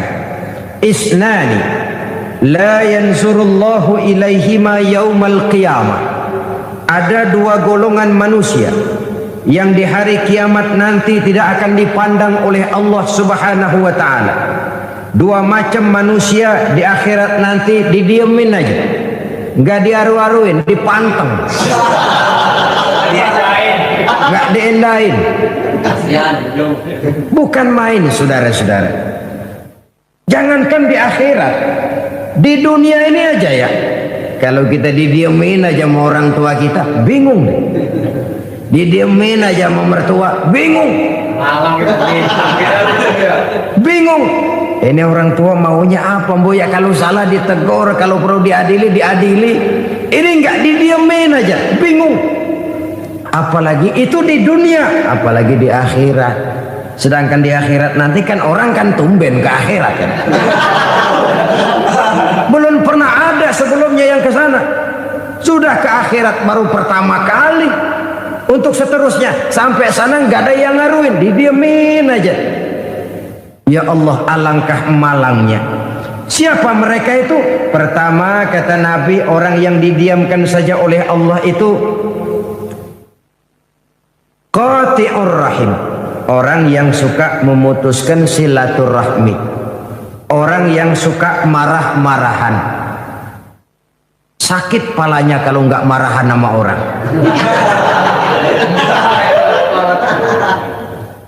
Saudara-saudara kaum muslimin rahimakumullah, ini kan simbol orang yang nggak mau rukun, orang yang nggak mau bersatu, merasa hebat kalau bisa ngantem orang lain, walaupun dia sendiri sebenarnya barangkali tidak lebih baik dari yang dihantamnya. Sebab biasanya maling ayam merasa hebat kalau berhadapan dengan maling kambing. Itu biasa. Dia nggak merasa bahwa dia nyolong ayam. Gua si ayam nggak apa-apa kecil, no, kambing no. Maling kambing akan merasa dirinya benar kalau berhadapan dengan maling kebo. Jadi kalau kita melihat kesalahan orang lain, kita sering lupa dengan kesalahan yang kita lakukan. Disinilah rahasia Nabi berpesan, tuba liman saghalahu aibuhu an uyubin nas. Beruntunglah orang-orang yang kekurangan dirinya, aib dirinya menyebabkan dia cukup sibuk untuk tidak mengorek-ngorek aib dan kekurangan pada diri orang lain.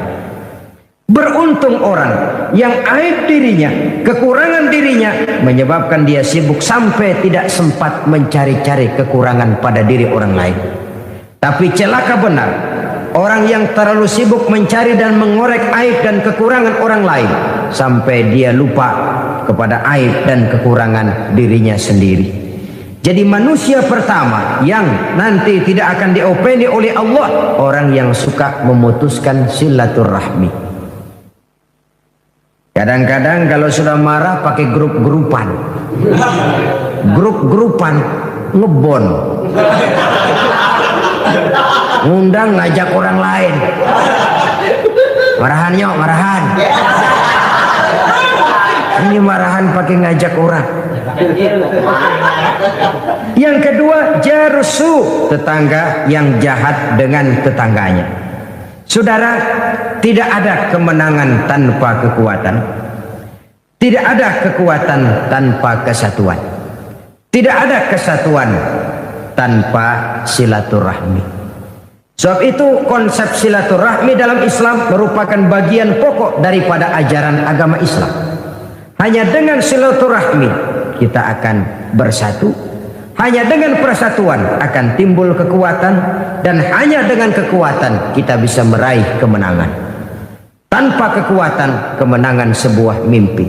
Tanpa kesatuan, kekuatan tidak akan pernah lahir. Dan tanpa silaturahmi, kesatuan tidak akan pernah terwujud. Yang kedua, kerukunan antar umat beragama. Kita memaklumi bahwa kita bangsa Indonesia adalah satu bangsa yang sangat majmuk. Ribuan pulau, segala macam warna kulit, suku bangsa dan bahasa merupakan cerminan dari wajah Republik Indonesia ini. Pancasila sebagai dasar dan falsafah negara sesungguhnya dapat menjadi bumi yang subur bagi tumbuh dan berkembangnya setiap agama yang sah dan diakui di Republik Indonesia ini. Islam sesuai dengan namanya berarti damai, aman dan tentram. Sejarah menjelaskan kepada kita, belum pernah Islam ini dikembangkan dengan ujung pedang. Belum pernah Islam ini dikembangkan dengan kekuatan materi. Selamanya Islam berkembang dengan nilai-nilai moral dan al-akhlakul karimah.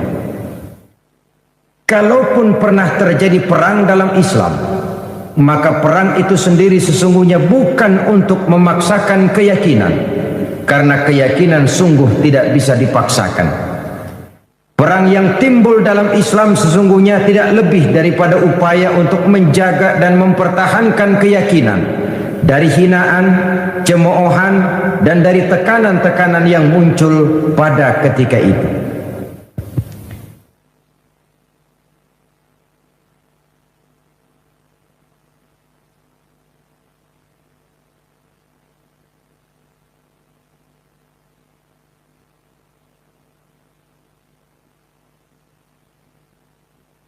Saudara-saudara kaum muslimin rahimakumullah.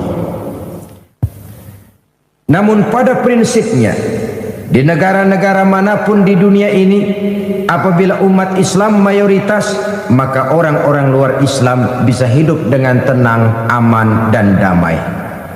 Begitulah kenyataan. Jika dia kecil, umat Islam ini, maka dia bisa menjaga diri. Dan jika dia besar, maka dia bisa mengayomi.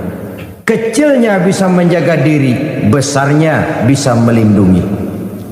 Sebaliknya, kalau kecilnya saja sudah kurang ajar, apalagi gedenya, bajingan. Lah orang kalau kecil saja belagu-lagu, apalagi udah gedenya, kan logika begitu. Masih kecil udah berani kurang ajar, apalagi gedenya yang kereng itu. Itu logika mengajarkan begitu. Dimanapun saja umat Islam itu, kalau dia berjumlah sedikit, dia bisa jaga diri. Tapi kalau dia berjumlah besar, dia bisa melindungi. Contohlah misalnya Saudi Arabia, negara Islam, orang luar Islam yang tinggal di luar Mekah, Madinah, dia tinggal di Taif, di Yanbu, di Dhahran, di Jeddah, orang-orang kafir ini hidup dengan tenang, aman, damai, dilindungi undang-undang. Begitu di Mesir, begitu di Malaysia, begitu di Republik Indonesia. Dimanapun saja kalau umat Islam golong. Tetapi kadang-kadang sejarah juga yang menceritakan bahwa kalau kebetulan umat Islam minoritas, nasib mereka menyedihkan, ironi, memilukan, kadang-kadang memalukan. Ini juga merupakan kenyataan daripada sejarah. Oleh sebab itu, untuk mengatur lalu lintas kehidupan beragama, program kerukunan antar umat beragama itu harus berjalan. Saling menghormati, saling menghargai, tapi jangan menyebarkan agama kepada orang yang sudah beragama.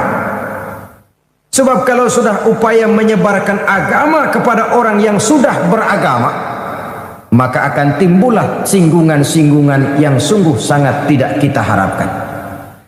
Maka para ustadz, para kiai misalnya tidak boleh membawa-bawa Quran masuk ke rumah-rumah orang lain agama untuk menyebarkan Islam ini. Sebaliknya orang lain dari agama lain juga tidak boleh masuk ke rumah-rumah orang Islam. Hormatilah orang yang sudah beragama, jangan penganut suatu agama dijadikan sasaran bagi pengembangan agama lainnya. Bahwa setiap kita berkeyakinan semua orang di luar kita adalah tidak benar, wajar.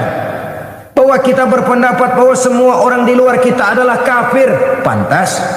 Bahwa kita berkeyakinan bahwa semua orang di luar agama kita tidak ada jaminan masuk surga, wajar.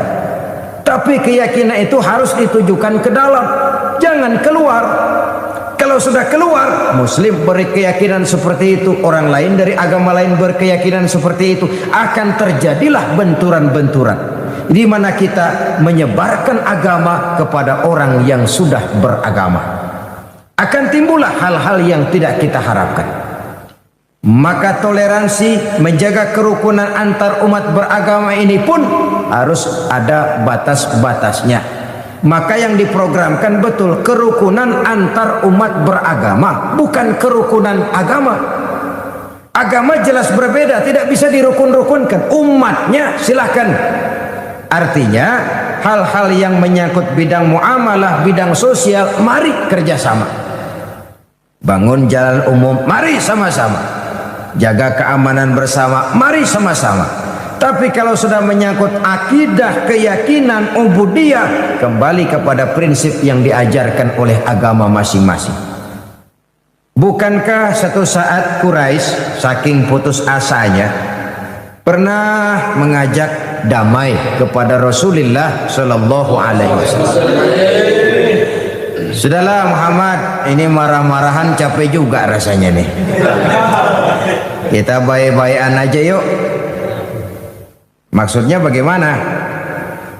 Oke deh, sekarang kami menyembah Tuhan kamu, Allah. Besok tapinya gantian, kamu ikut menyembah Tuhan saya, Tuhan kami.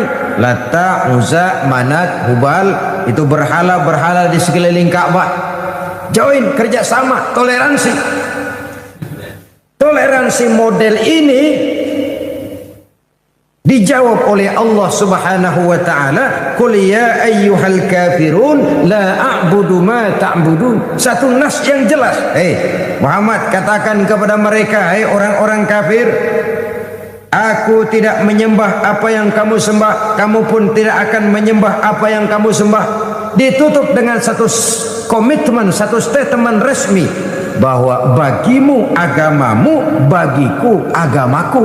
Artinya agama ada couplingnya. Jangan lalu dengan dalih toleransi, menjaga kerukunan, lalu yang dirukun-rukunkan agama yang jelas berbeda itu. Wah, jangan fanatik. Bagaimana musimnya aja.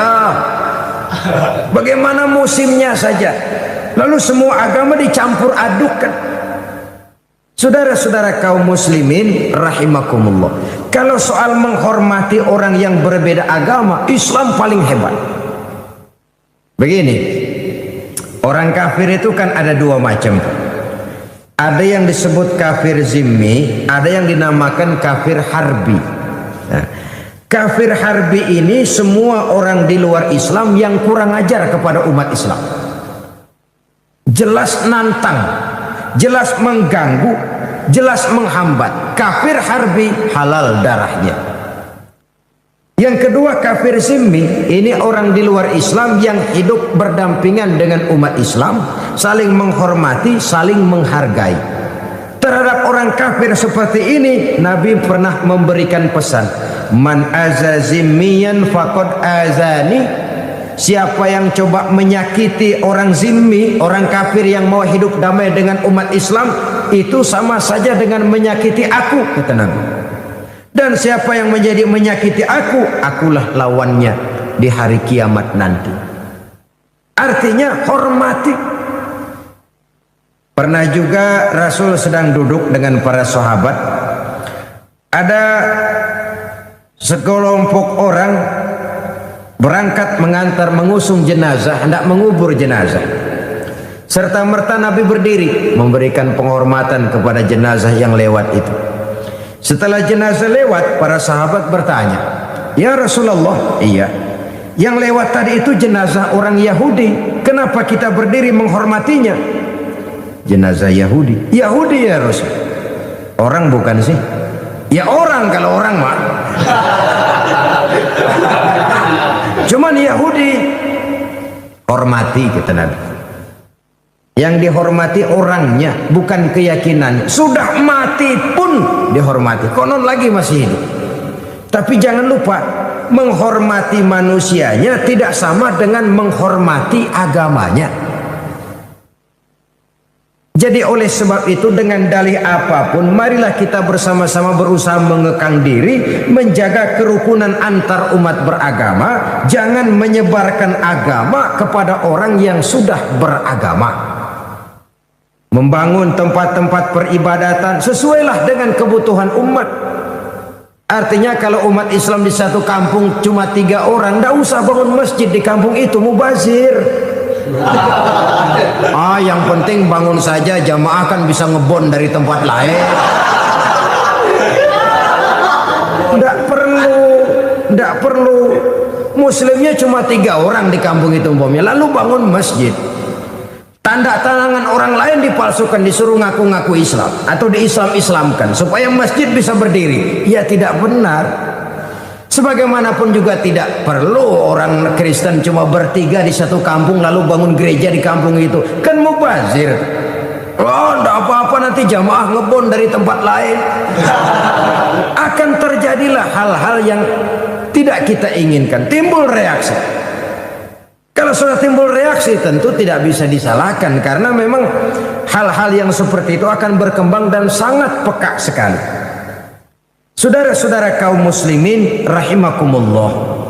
Oleh sebab itu, kalau bicara soal toleransi, bicara soal damai, bicara soal kerukunan antar umat beragama, Muslim bukan teroris, Muslim bukan umat yang sadis, Muslim bukan umat yang suka cari gara-gara. Muslim sesuai dengan namanya adalah umat yang harus menebarkan rahmah kepada seluruh penjuru alam, kepada lingkungan di mana dia hidup.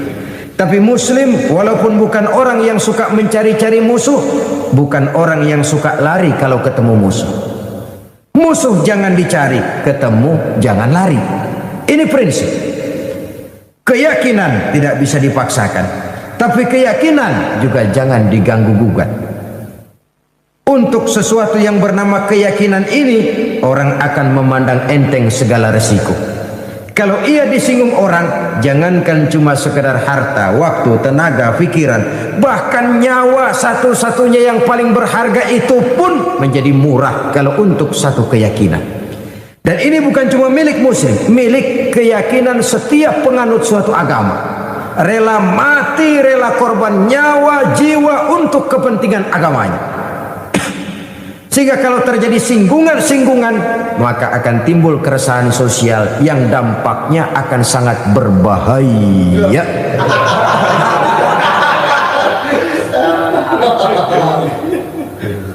Oleh sebab itulah kita wajib menjaga diri, tidak beremosi untuk mengejar jumlah dengan melupakan kualitas.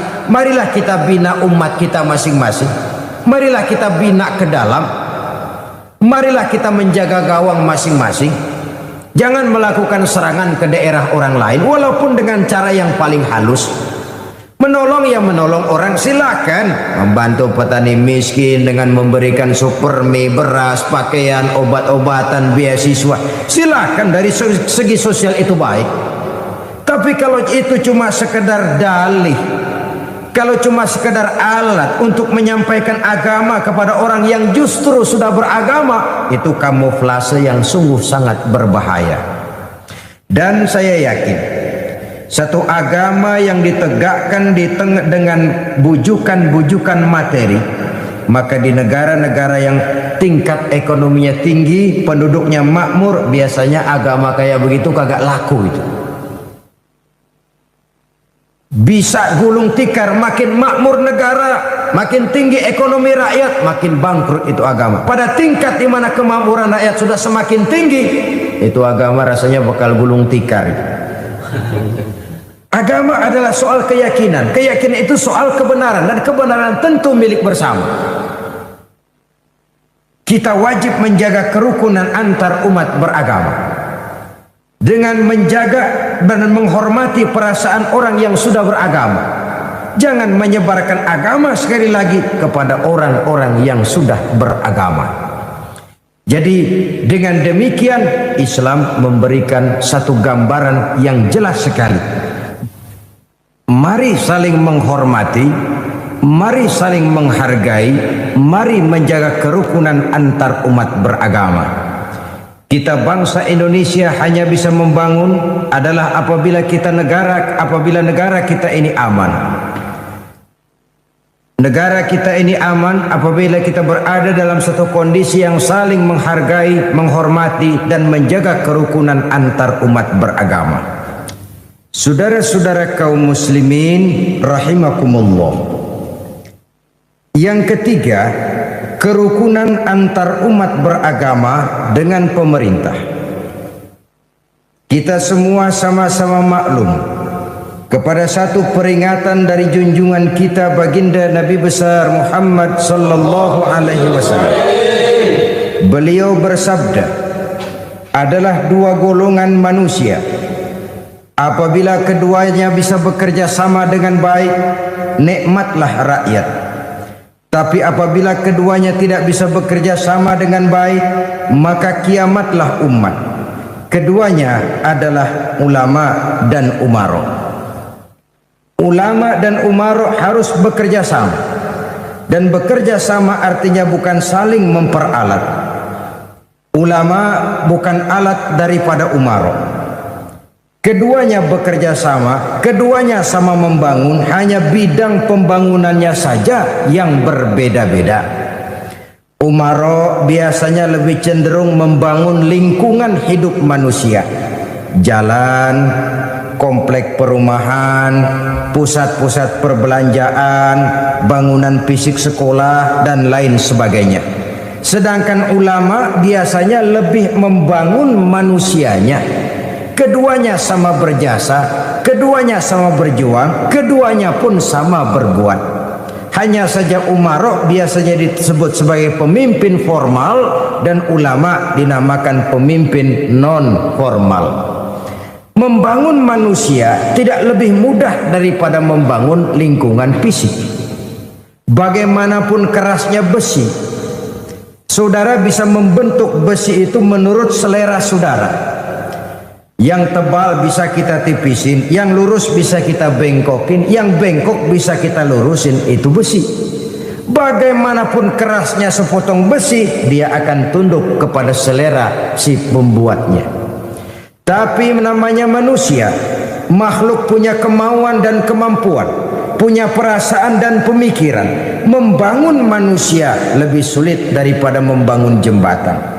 Membentuk mental manusia lebih sulit daripada membentuk besi. Namanya saja manusia, punya perasaan, punya pikiran, punya kemauan, juga punya kemampuan. Oleh karena itulah maka keduanya harus bisa bekerja sama. Di dalam hadis lain junjungan kita memberikan peringatan, man istakhaffa bil ulama khasirad dina, wa man istakhaffa bil umara khasirad dunya.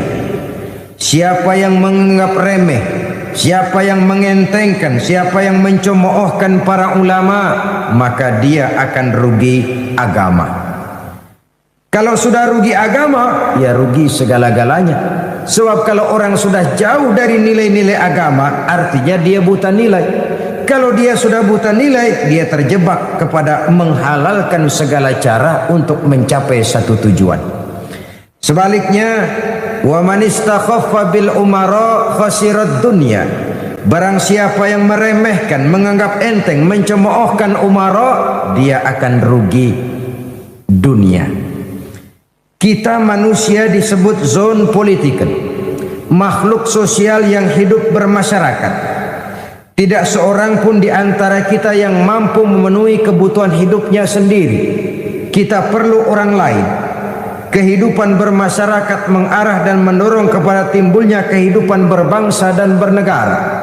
Lalu lintas kehidupan berbangsa dan bernegara memerlukan tangan-tangan pengatur, dan itulah yang kita sebut sebagai pemerintah. Maka beruntung orang yang punya pemerintah. Apa saudara pernah membayangkan kalau satu saat kita tidak punya pemerintah? Coba bayangkan seperti apa kita hidup tanpa pemerintah. Akan berlakulah hukum rimba. Siapa yang kuat menyantap yang lemah, siapa yang kaya menghisap yang miskin, akan terjadilah belantara. Oleh karena itu, rumah saudara dirampok, lapor ke Koramil, kata Dan Ramil, maaf aja mas, Koramil baru bubar ini. Hak asasi saudara diinjak-injak, ngadu ke pengadilan, pengadilan bubar. Terjadilah hukum rimba. Wong masih ada pemerintah saja yang kuat sering menekan yang lemah. Apalagi kalau tidak ada pemerintah. Pemerintah masih ada, ngejedong. Masih ada. Yang kuat sudah suka nekan yang lemah kok. Apalagi kalau tidak ada pemerintah. Saudara-saudara kaum muslimin rahimakumullah. Karena itu umat Islam umat yang loyal. Bukan umat yang teroris, bukan umat yang sadis. Kita hanya anti kepada kebatilan, maksiat, munkarat, ketidakadilan, kesewenang-wenangan, perbuatan-perbuatan yang merugikan rakyat. Kita tidak pernah memerangi person. Kita hanya memerangi sistem yang tidak benar, dimanapun adanya, siapapun pelaksananya. Kalau antar umat beragama dengan pemerintah sudah tidak ada kerukunan, apa yang bisa dilaksanakan? Pemerintah tanpa didukung oleh umat beragama mau jadi apa? Walaupun Indonesia ini bukan negara agama, tapi Indonesia adalah negaranya umat yang beragama. Dan kita sudah kadang ikrar bahwa komunis tidak punya hak hidup di Indonesia. Walaupun bukan negara agama, tapi jelas negaranya orang yang beragama. Tanpa dukungan dari umat beragama, maka pemerintah tidak akan bisa berbuat banyak. Oleh karena itulah kita merasa bahwa yang dinamakan nilai-nilai keadilan, kalau kita punya anak 3, bukan berarti semuanya 100. Itu yang dinamakan adil, belum tentu. Karena yang umurnya lebih besar tentu tingkat kebutuhannya lebih banyak. Wajar kalau dia 500. Anak nomor 2 tingkat kebutuhannya lebih sedikit. Wajar kalau dia 250. Anak nomor 3 yang paling kecil kebutuhannya cuma es bonbon sama permen. Gocap. Gocap dah 50 juga anteng. Oh tidak, lalu kita harus berkata, oh saya orang tua yang adil, semua anak 100. Bukan itu keadilan. So, umur si anak ini berbeda. Begitu juga kondisi kehidupan umat beragama di Republik Indonesia. Umat Islam ini mayoritas. Ini anak paling gede nih. Ini anak paling gede. Masa ukuran kebutuhannya sama dengan anak yang paling kecil? Bukan itu keadilan. Kita saja berhadapan dengan anak-anak kita, umurnya berapa? 17 tahun lah, sedang balik-baliknya nih. Nih ongkosnya banyak kan nih. Yang kedua,